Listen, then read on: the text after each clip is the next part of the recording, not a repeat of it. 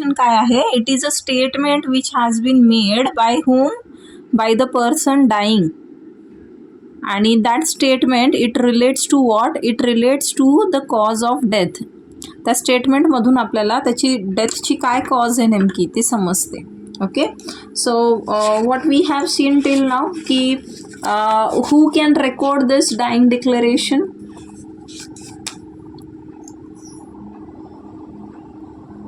Dying declaration कोण record करू शकतं?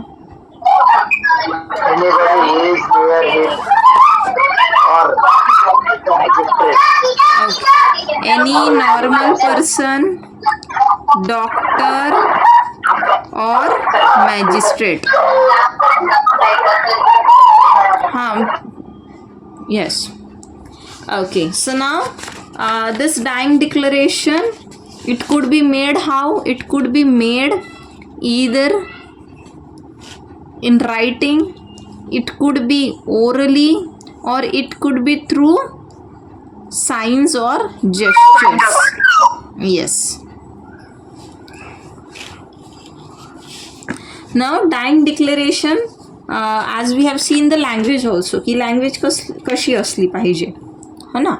Then we have seen की what if the statement has been made in different languages. So there was a case where that person was well versed with both languages, that is Marathi also and Hindi also. मग त्या ठिकाणी दोन्ही भाषेमध्ये जे आहे declaration जे आहे ते statement जे आहे basically ते record करण्यात आलेलं होतं.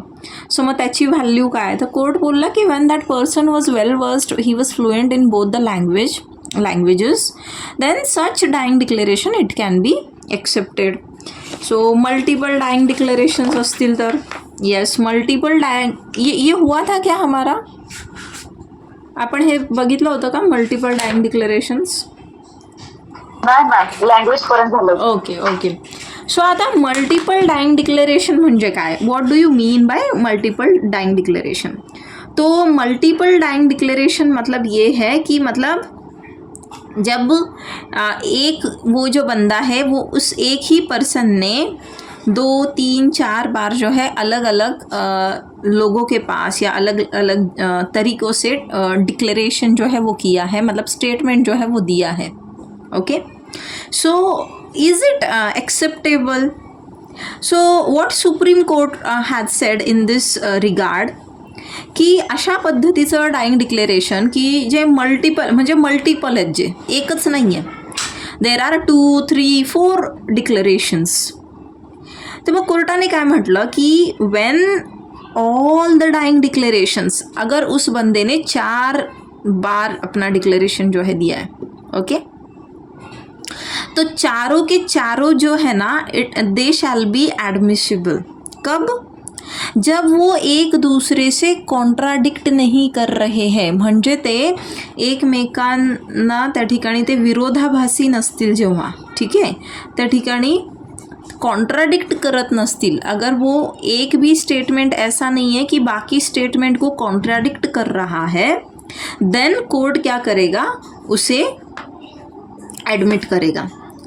पण मग समजा ह्याच्यामध्ये कॉन्ट्राडिक्शन असेल, अगर उसमें कॉन्ट्राडिक्शन होता है तब ऐसे सिचुएशन में क्या होगा, तो कोर्ट जो है अगर मान लो उसमें कॉन्ट्राडिक्शन, मतलब एक तरफ वो कह रहा है कि हाँ मुझे एक्स पर्सन ने जो है चाकू से मारा, ठीक है, दूसरे सेंटेंस में अगर उसने बोला कि एक्स ने मुझे तलवार से मारा, तो यहाँ पर चाकू कह रहा है, यहाँ पे तलवार कह रहा है. नाउ इन दिस अभी ये कॉन्ट्राडिक्ट कर रहा है, मतलब स्टेटमेंट जो है, okay, it is not uniform, सारे स्टेटमेंट उसके जो है यूनिफॉर्म नहीं है. तो यहाँ पर कोर्ट जो है उसे क्रॉस एग्जामिन करेगा, मतलब केस के जो फैक्ट्स है या फिर जो विटनेसेस है इन्हें कोर्ट जो है एग्जामिन करेगा, क्रॉस एग्जामिन करेगा, और उससे जो है सच क्या है, the truth and the sanctity of that statement, म्हणजे त्याच्या स्टेटमेंटमध्ये किती सत्यता आहे हे त्या ठिकाणी कोर्ट जे आहे पडताळणार. ओके, सो जो डिसीज्ड का स्टेटमेंट होता है it should match the facts and circumstances of the cases. असं नाही ना की डिसीज्ड एक म्हणतो आणि फॅक्ट्स जे आहे सर्कमस्टान्सेस काही वेगळंच दाखवत आहे. अब डिसीज्ड समजा म्हणतोय की त्याने मला तलवारीने मारलं आणि त्याच्या शरीरातनं ॲक्च्युली बंदुकीची गोळी जी आहे म्हणजे गोळीचे घाव आहेत, गोळी त्याच्या शरीरात गेलेली होती. मग आता मला अशा वेळेला सांगा, अगर वो बोल रहा है मुझे तलवार से मारा गया जबकि उसके शरीर से तो गोली रिकवर हुई है, बंदूक की गोली चली है, that is this thing bullet found in his this thing body. तो आप किसका मतलब किसको यहाँ पर वैल्यू मिलेगा, इसके स्टेटमेंट को या फिर ये जो भी this is what the circumstances the facts. सांगा बरं काय असेल इथे.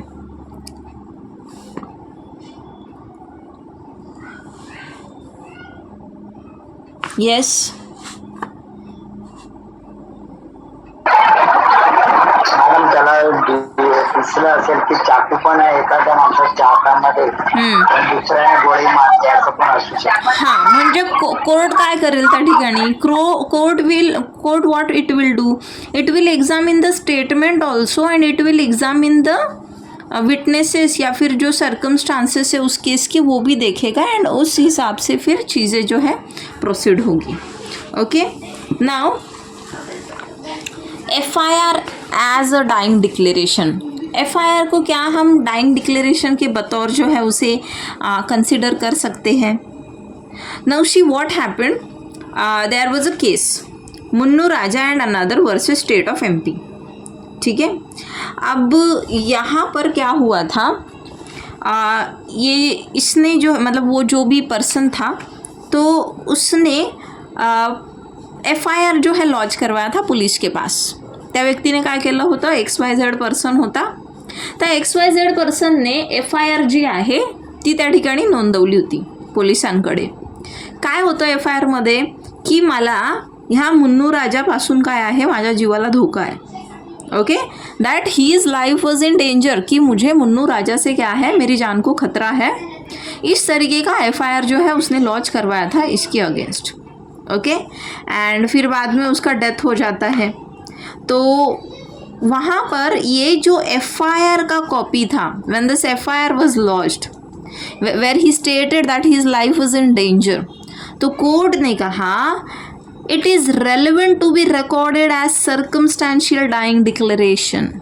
तो इस स्टेटमेंट को we can consider as circumstantial dying declaration.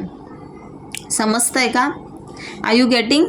त्याने मरण्याच्या आधी म्हणजे त्याने पोलीस स्टेशनला FIR केली होती की मला अमुक पर्सनपासून माझ्या जीवाला धोका आहे आणि त्यानंतर काय झालं, त्या व्यक्तीचा ॲक्च्युअलमध्ये मर्डर झाला.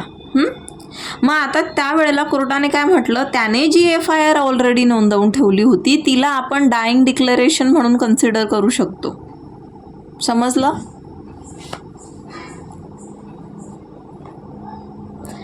Yes ma'am. हां, अब अगर डिक्लेरेंट की डेथ नहीं होती है तो आता समजा ती व्यक्ती जी आहे आता हॉस्पिटलमध्ये आहे, तिच्यावर म्हणजे भयंकर तिला गोळी वगैरे लागली आहे किंवा खूप गंभीर स्वरूपाची इजा झाली आहे, there is a severe injury cause to that person and that person may die.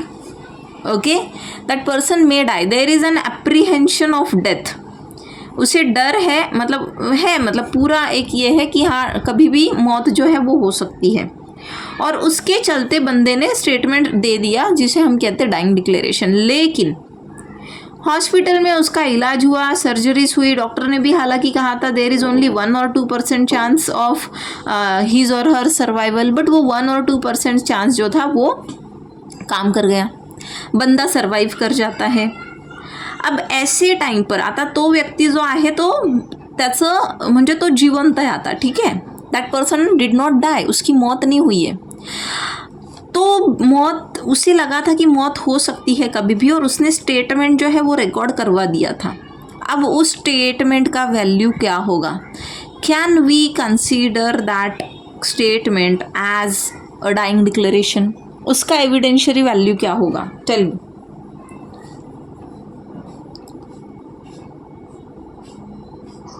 Ma'am तेवढीच असायला पाहिजे खरं तर. ओके, तेवढीच असायला हवी खरं तर. ओके, सो श्वेता मैम सेज कि डाइंग डिक्लेरेशन जो है जिस तरीके से उसे एविडेंस का वेटेज दिया है उसी तरीके से अगर वो जिंदा भी रह जाता है तब होना चाहिए. ओके, क्वेश्चन क्या है? मॅम मध्ये तो मेलेलाच न पाहिजे ना, इथं तो जिवंत आहे. कोणाचा माईक ऑन आहे? माईक बंद करा. One at a time. सगळा गोंधळ, मला काहीच समजत नाही. One at a time. Yes Seema ma'am. Question हां, मॅम डाईंग डिक्लेरेशन मध्ये तो व्यक्ती मृत असणं गरजेचं आहे. इथे तो जिवंत आहे ना, तर तो स्वतःच स्टेटमेंट देतो, म्हणजे स्वतःच विटनेस आहे. येस. ओके. हां, yes. What Shanmugam was saying? I was asking what was the question that you were asking. Shanmugam, which means you were not attentive. No, I didn't put the headphones and Okay. So my question was, if that person survives the injury, he does not die, but he was under the impression that he will die any time, and so he made a statement. वो doctor को हो या फिर वो magistrate को हो, किसी को तो उसने स्टेटमेंट दे दिया, बट उसके बाद वो जिंदा बच जाता है, उसकी डेथ नहीं होती है. तब उसने जो स्टेटमेंट दिया था उस स्टेटमेंट का क्या वैल्यू रहेगा? okay.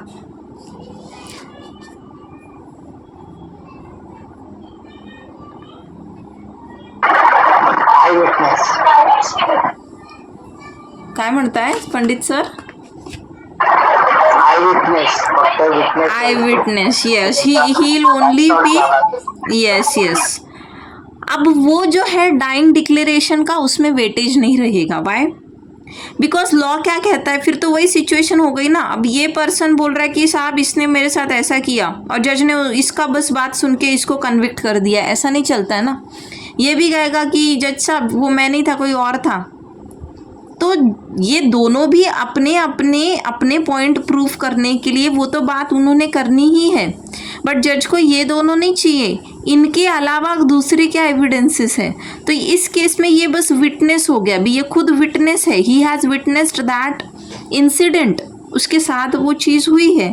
तो यहाँ पर उस स्टेटमेंट का वैल्यू जो है वो जैसे पहले था वैसा नहीं होता है. हालांकि it can be one of this thing as an evidence, उसे हम लेंगे, but not a conclusive evidence. फिर हमें और दूसरे सब्सटेंटिव एविडेंसेस की ज़रूरत वहाँ पर होगी.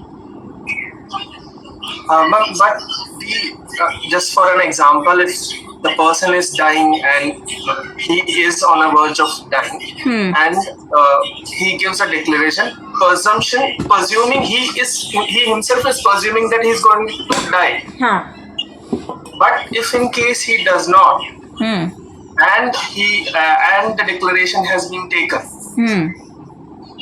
so isn't it that the declarant won't lie just because he was about to die, but still he survived? हाँ, तो वही हम कह रहे हैं ना, बिकॉज लॉ अभी यहाँ पे टेक्निकलिटी आती है. कोड जो है इट डजंट सी, कोड जो है इमोशंस पे कभी काम नहीं करता है ना.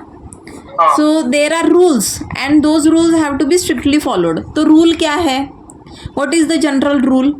कि आप जो है आप किसी चीज़ को कह रहे हो कि इसने मेरे साथ ये किया है, तो बस आपकी बात सुन के हम थोड़ी ना सामने वाले को जो है पनिश कर देंगे. आपको प्रूफ करना है, and you have to give evidences. But dying declaration जो है इसको एक्सेप्शन है. क्यों एक्सेप्शन क्यों है? कि हम कहते हैं कि मरने वाला इंसान कभी झूठ नहीं बोलेगा. एंड सी सेक्शन 32 एंड 33 क्या है कि it is about the statements given by such person who cannot be called to the court, जिन्हें हम कोर्ट में नहीं बुला सकते. अब बंदा मर गया, अब मरने से पहले उसने कुछ स्टेटमेंट दिया है. अब जिस पर्सन को वो स्टेटमेंट दिया ना, तो वो पर्सन कोर्ट में उसे प्रेजेंट करेगा वो स्टेटमेंट को, क्योंकि ये तो मर गया. अब इसको तो नहीं बुला सकते हम, मरे हुए इंसान को कैसे ही बुलाएंगे. इसलिए ये एक्सेप्शन दिया है कि चलो भाई माना कि वो जो बात उसने कही थी वो खुद के फेवर में ही थी, बट क्योंकि वो मरने वाला था और मरने वाला इंसान जाते जाते कभी झूठ नहीं बोल के जाएगा, इसलिए हम उस स्टेटमेंट को जो है एडमिट करते हैं एज एन एविडेंस, जो कि अदरवाइज़ हमने नहीं किया होता। अगर वही वो इंसान ज़िंदा है तो ज़िंदा इंसान के स्टेटमेंट का वहाँ पे इतना वैल्यू नहीं है, उसे वो पॉइंट जो है दूसरे एविडेंसेस से प्रूव करना होगा। ओके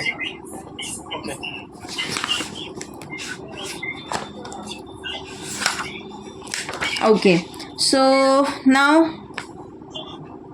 अरे what's wrong with my phone, परत तेच होतं आहे काल सारखं।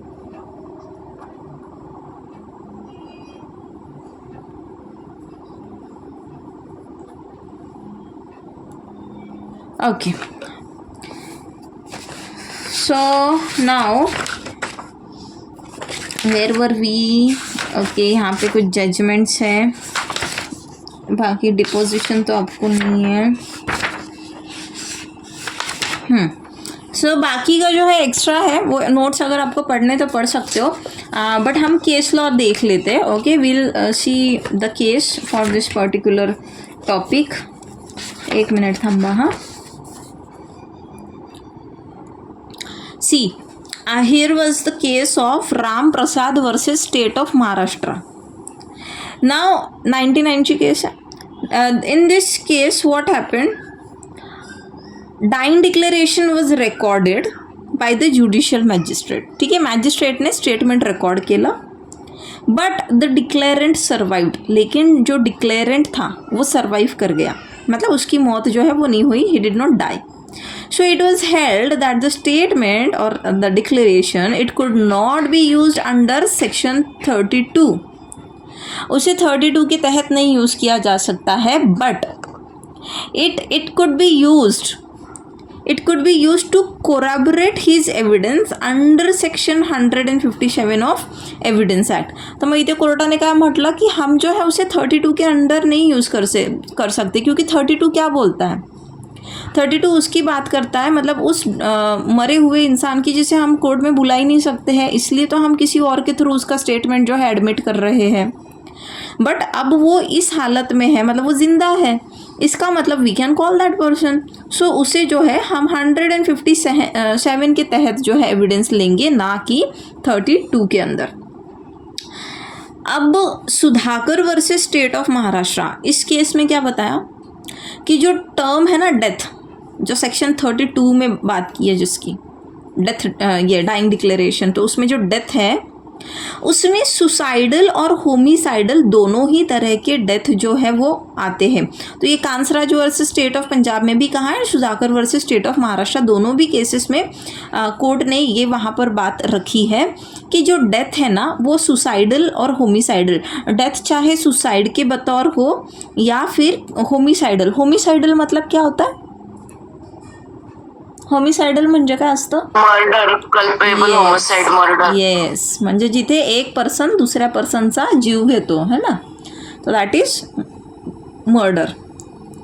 तो दोनों भी जगह पे अगर वहाँ मतलब कोई भी हो, उसने सुसाइड करने से पहले अगर डिक्लेरेशन कोई दिया है, किसी तरीके का वीडियो रिकॉर्ड करके छोड़ा है, या फिर किसी तरीका मान लो FIR रखा था, समजा ही एखादी मुलगी आहे, हां, हिने पोलीस स्टेशनला FIR नोंदवली की अमुक अमुक मुलगा आहे जो मला तो त्रास देतो आणि मे बी माझे काही फोटोज किंवा व्हिडिओज त्याच्याकडे, तो मला धमकी देतो की ते मी हे करणार ते करणार, उसने इस तरीके का FIR दिया है।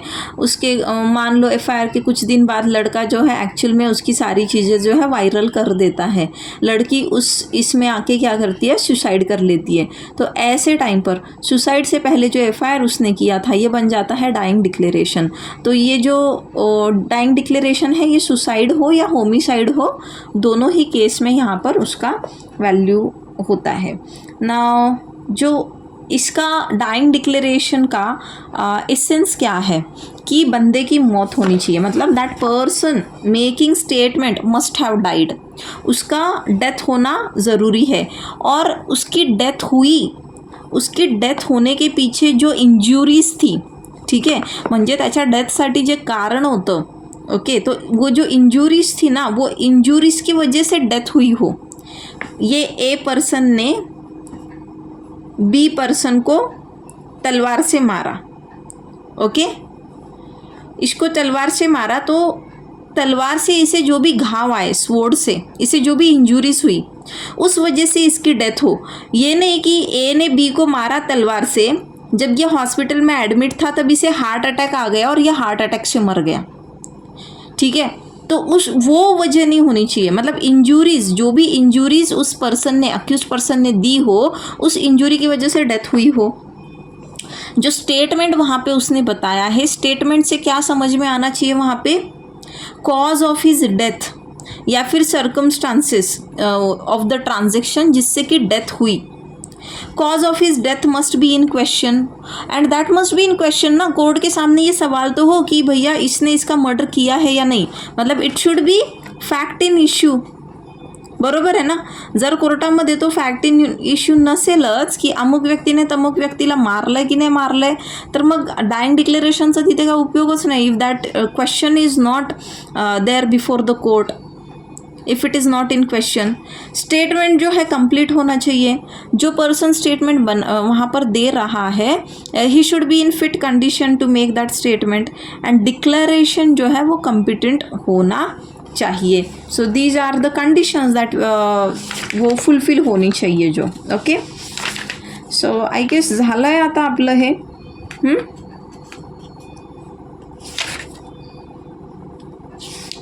जजमेंट झाला का आपला पुढचा पार्ट, जजमेंट हुआ है क्या हमारा?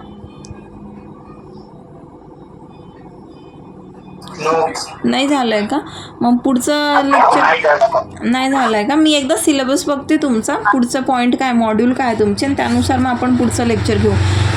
जज हे डिक्लेरेशन तर आज संपलंय तुमचं, I hope you have understood it. Yes ma'am. हाँ, एक बार बस एक रिवीजन कर लेते हैं हम, सॉरी, ओके। सो डाइंग डिक्लेरेशन बहुत ज़्यादा इम्पोर्टेंट टॉपिक है, वेरी वेरी इम्पोर्टेंट, एग्ज़ाम में पूछा ही जाता है, स्टार कर लो, ओके। डाइंग डिक्लेरेशन जे आहे 15 मार्कासाठी येऊ शकतं किंवा 10 मार्कांसाठी पण येऊ शकतं। डाइंग डिक्लेरेशन मतलब क्या है, अभी ये कहाँ दिया गया है, सेक्शन 32 में आता है ये, ओके। क्या कहता है ये, 32 क्लॉज 1 में है, to be very precise. Dying declaration मतलब ऐसे स्टेटमेंट जो कि ऐसे बंदे के द्वारा किए गए हैं, ऐसे पर्सन के द्वारा, कि जिसकी डेथ जो है कभी भी हो सकती है, मतलब डेथ के तुरंत पहले पहले, ओके। अब actually statements of persons who can not be called as witnesses, इसमें ना 32 सेक्शन है एंड 33 भी है। तो 33 जैसे कि इसमें क्या आ जाता है कि ऐसे लोग जिन्हें हम कोर्ट में अभी नहीं बुला सकते हैं, क्यों, क्योंकि शायद वो मिल नहीं रहे हैं कहाँ पर है, या फिर शायद उनकी इनेबिलिटी अभी, मतलब they are not able, they are not in that position to come to the court. For example एक केस था जहाँ पर द डॉक्टर वॉज प्रेग्नेंट, जिस डॉक्टर को वहाँ पर एज अ विटनेस बुलाना था ना, तो वो प्रेग्नेंट थी, ओके, एंड उसका डिलीवरी का कुछ डेट था, तो शी वॉज मतलब उसे डिलीवरी वगैरह के लिए उसका जाना था, उस वजह से उसे नहीं बुला पा रहे थे। तो वो सब चीज़ें 33 में डील होती है। 32 में क्या है, 32 में प्रिसाइजली डाइंग डिक्लेरेशन ही है। तो डाइंग डिक्लेरेशन जो है 32 में दिया गया है, इसका मीनिंग क्या होता है कि स्टेटमेंट वो चाहे रिटन हो, वर्बल हो, या फिर साइंस के थ्रू हो, वो ऐसा किसी पर्सन ने दिए हैं, किसके बारे में दिया है, जिसमें कॉज ऑफ डेथ जो है वहाँ पर बता रहा है, okay. For example A has been attacked by B, A के ऊपर बी ने अटैक कर दिया, तो ए जो है बिल्कुल उसके डेथ से पहले डिक्लेरेशन जो है वो देता है, जहाँ पर वो बी को रिस्पॉन्सिबल जो है वहाँ पर he is holding B responsible for his injuries, म्हणजे बीला त्या ठिकाणी तो कारणीभूत जे आहे तो दाखवतो आहे, तो एक स्टेटमेंट देतो, तर मग याला आपण म्हणू डाइंग डिक्लेरेशन। मग डायन डिक्लेरेशनमध्ये रिटन असू शकतं, वर्बल असू शकतं, किंवा हे साईन थ्रूसुद्धा असू शकतं, जसं आपण बघितलं. It could be by gestures also. जेस्चर्सच्या संदर्भात आपण काय बघितलं होतं, एक केस कुठली बघितली होती जेस्चर्स के लिए? हां, आणि क्वीन एम्परर्स वर्सेस अब्दुल्ला आणि Nirbhaya. Very good, very good. Yes, Queen Emperor versus Abdullah, and the second one was Nirbhaya case. So what were the facts of Queen Emperor versus Abdullah?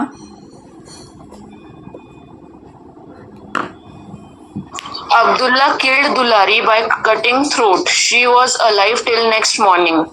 Mother police questioned her, but she was not able to talk. She was waving her hand when names were taken of people who may have killed. Sign in affirmative. In this way, magistrate recorded the statement. Okay. Chalo, good. So yes, so dying declaration could be through gestures also. Then यहाँ पर what is the reason for admitting this dying declaration? What is the reason? काय कुठलं मैगजीम है? हमने एक मैगजीम के बारे में बात की थी. क्या मैगजीम है वो? What is the reason? Nemo Morichers something. Yes. Okay. So it's Nemo Morichers Prosecutor Mentiri. मतलब man will not meet his maker with a lie in his mouth. कि भगवान के पास जा रहे, हम भगवान को प्यारे हो रहे हैं, तो भगवान के पास जाते हुए हम अपने मुंह में झूठ लेके तो नहीं जाएंगे अपनी जुबान में. ठीक है. Then a dying man seldom lies. जो मरने वाला है वो झूठ बोलने की चांसेस उसके बहुत कम है. This is the principle and that's why we are admitting dying declarations. Okay, dying declarations के लिए कंडीशंस क्या होनी चाहिए? सामने वाले का डेथ होना चाहिए जिसने स्टेटमेंट रेकॉर्ड किया आहे. सबसे पहिले डाइंग डिक्लेरेशन आहे तर काय, डेथ झाली पाहिजे. त्यानंतर injuries must have caused the death. जो इंजुरीज दी है सामने वाले ने, उस इंजुरीज की वजह से डेथ हुई हो, ना कि कोई दूसरा रीज़न. स्टेटमेंट जो है वो क्या बताता हो? कॉज ऑफ डेथ बताता हो. कॉज ऑफ डेथ जो है क्वेश्चन में हो कोर्ट के सामने.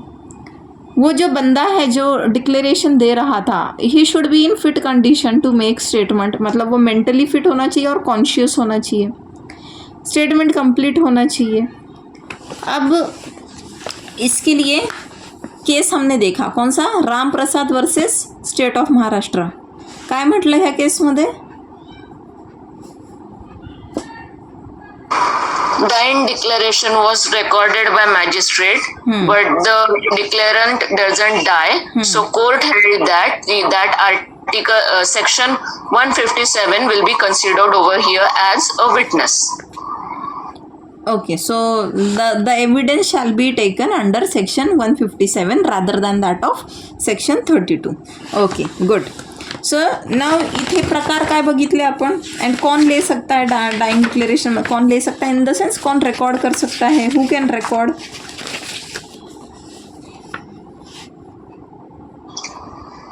Doctor and police, but the highest value is for magistrate and even normal person. हाँ, नॉर्मल पर्सन कब रिकॉर्ड कर सकता है डाइंग डिक्लेरेशन?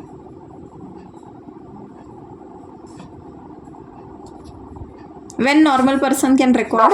मॅजिस्ट्रेट अवेलेबल नसतील तर Very good. Normal person. Very good. Yes. आपण हे रिजेक्ट करू शकतो का? नॉर्मल पर्सनने जे घेतलेलं असतं आपण, म्हणजे कोर्ट रिजेक्ट करू शकतं का याला? नाही करू शकत. स्टेट ऑफ माइंड फिट असलं तर. Yes. State of mind fit नसेल तर. येस. फक्त ह्या रिझनवर की त्या ठिकाणी पोलीस ऑफिसर नव्हता किंवा डॉक्टर जो आहे तो अवेलेबल नव्हता. फक्त ह्या कारणास्तव त्या ठिकाणी कोर्ट जे आहे त्याला त्या डिक्लेरेशनला रिजेक्ट करणार नाही. पण त्या पर्सनला ज्याच्याकडे स्टेटमेंट जे आहे ते दिलेलं आहे त्या व्यक्तीला तिथं कोर्टापुढे प्रूफ करायचं आहे की जो डिसिस्ड पर्सन आहे, म्हणजे जो मयत आहे, त्याने स्टेटमेंट जे दिलेलं आहे, तो त्यावेळेला he was in the fit state of mind and conscious. त्यावेळेला तो कसा होता, मेंटली फिट होता आणि कॉन्शियस होता. मग स्टेटमेंट रेकॉर्डेड बाय डॉक्टर और पोलीस ऑफिसर. येस, इथे काय आहे, यांची कशी आहे व्हॅल्यू? जेव्हा फक्त डॉक्टर रेकॉर्ड हाय करतो. व्हॅल्यू आहे पण मॅजिस्ट्रेट पेक्षा कमी. Yes yes. आणि मग इथे काय म्हटलंय की जेव्हा हे लोक डॉक्टर किंवा पोलीस ऑफिसर हे स्टेटमेंट रेकॉर्ड करतायत, तर तिथे काय पाहिजे अजून? देयर शैल बी 1 और 2 person present as a witness, है ना, एज अ विटनेस वहाँ पे प्रेजेंट होने चाहिए. Okay, now dying declaration recorded by magistrate, इसका क्या है, वैल्यू कैसा है? reliable. If it's little more. Yes. Why? Because magistrate, he is Neutral असतं. yes, he is regarded as the neutral person. Okay. So इसको magistrate के पास power कहाँ से आती है एक्चुअली ये स्टेटमेंट रिकॉर्ड करने की? 164 CRPC. Okay. Then language of statement बघितलं. कोणत्या लँग्वेजमध्ये देऊ शकतो तो स्टेटमेंट? कुठल्या लँग्वेजमध्ये रेकॉर्ड करायचं? It could be in any language, है ना. The court cannot deny merely on the basis कि जो लैंग्वेज है वो अलग है ना. कोई भी लैंग्वेज में रिकॉर्ड हो सकता है. मल्टीपल डिफरेंट लैंग्वेजेस में हो सकता है, तो हाँ हो सकता है. So in Amar Singh Munna Singh Suryavanshi versus state of Maharashtra आपण बघितलं, तर हा अमर सिंग मुन्ना सिंग सूर्यवंशी जो आहे. आता इथे बघा, नावातच तुम्हाला एक लक्षात येईल. कसं? सूर्यवंशी म्हणजे मराठी सरनेम आहे, बरोबर. आणि सिंग हे जे आहे इकडे UP बिहारमध्ये हे सिंग लावलं जातं, म्हणजे हे हिंदी सरनेम आहे. तर त्याला हिंदी पण येत होती आणि मराठी पण येत होती. तर त्याने दोन्ही याच्यात त्याने स्टेटमेंट दिलं आणि मग कोर्टाने ते काय केलं, ॲडमिट केलं. मल्टिपल डाइंग डिक्लेरेशन हो तो क्या रूल है?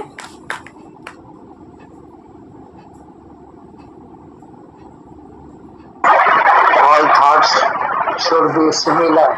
Yes. All statement. Yes. And it will consider. Yes. And contradict करत असतील तर?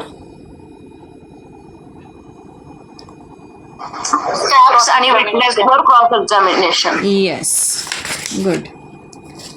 सो FIR जे आहे, can it be considered as a dying declaration? Yes, if the person dies with the same reason. हां, तो कोणती केस होती ती? Munnu Raja versus state of MP. Munnu Raja. FIR से रिलेटेड याद ही रखना है आपको, केसेस अच्छे से याद कर लो. FIR का कौन सा केस है जहाँ पर FIR को डाइंग डिक्लेरेशन के तौर पे एडमिट किया था? तो it was Munnu Raja versus state of MP. Then what if the declarant doesn't die?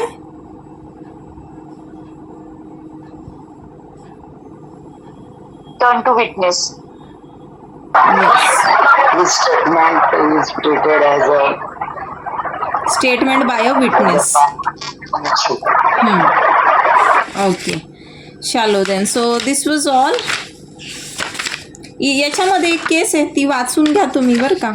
He Pakala Narayan Swami versus एम्पररची केस आहे. ही केस वाचा. And this is your homework नाव.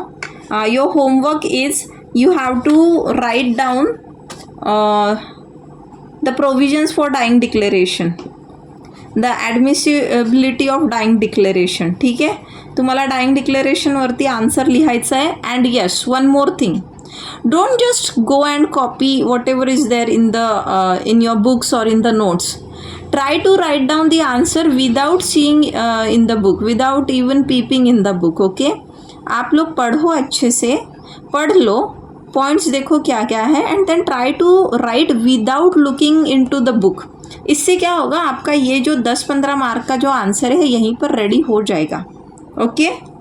आणि ही case, your homework is tomorrow you are going to explain me this case. ही पकला नारायण स्वामीची जी case आहे ना, landmark judgement आहे ही पण.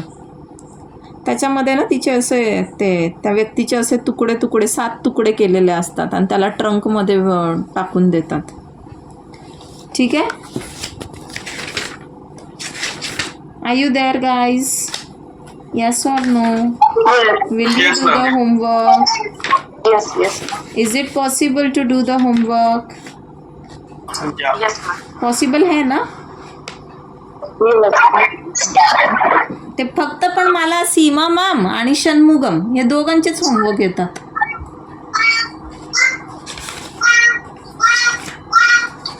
ठीक है, चलो. सो आई एंड अप बिकॉज क्या है ना, नेक्स्ट टॉपिक के लिए फ्रेश टॉपिक वो शुरू करना होगा, वो आधा अधूरा बीच में नहीं है करना है. So will start tomorrow next module. कोणीतरी मला सांगा जर सिलेबस तुमच्यासमोर ओपन असेल तर, जस्ट टेल मी.